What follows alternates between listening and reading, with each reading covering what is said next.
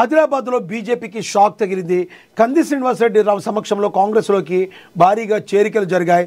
జైనత్ మండలం నిరాలలో బీజేపీకి షాక్ తగిలింది. మాజీ ఎంపీటీసీ సహా కీలక నేతలు కాంగ్రెస్లో చేరుతున్నారు.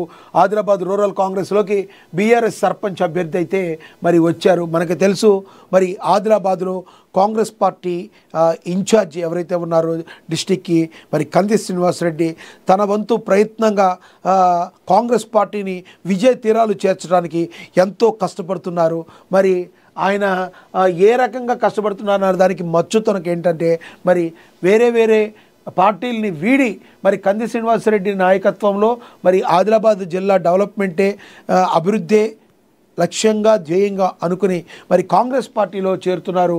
ఎంతోమంది రానున్న రోజుల్లో మరి ఈ సర్పంచ్ ఎన్నికల్లో కూడా తమదైన ముద్ర వేయడానికి మరి రానున్న రోజుల్లో మరి తమ పాత్ర ఏంటో తెలియజేయడానికి మరి సిద్ధంగా ఉన్నారు.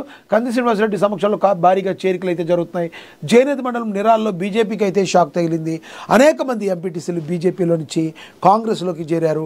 ఎందుకంటే కాంగ్రెస్ పార్టీ మరి ఏదైతే ఉందో పేదల పక్షాన నిలుస్తూ మరి అనేక ఏవైతే హామీలు ఇచ్చిందో ఆ హామీలన్నింటినీ నెరవేర్చడానికి మరి కాంగ్రెస్ పార్టీ మరి ముందుగా ఉంది.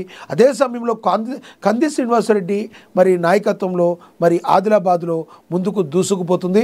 రానున్న రోజుల్లో మరి ఏవైతే వాళ్ళు హామీలు ఇచ్చారో ఆ హామీలన్నీ నెరవేర్చడానికి డబుల్ బెడ్రూమ్లు ఇల్లు కానీ ఏవైనా కూడా అన్నీ పేదలకి అందే విధంగా చేరవేయడానికి తన వంతు పాత్ర పోషిస్తూ ముందుకు దూసుకుపోతున్నారు కంది శ్రీనివాసరెడ్డి.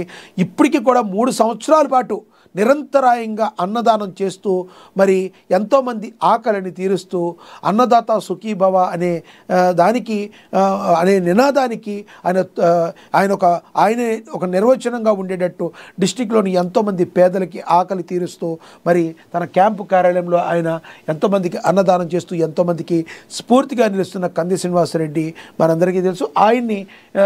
ఆయన ఆధ్వర్యంలో మరి కండువాలు కప్పుకొని బీజేపీ పార్టీ బీఆర్ఎస్ పార్టీ నుంచి ఎంతోమంది చేరికలు అయితే జరుగుతున్నాయి.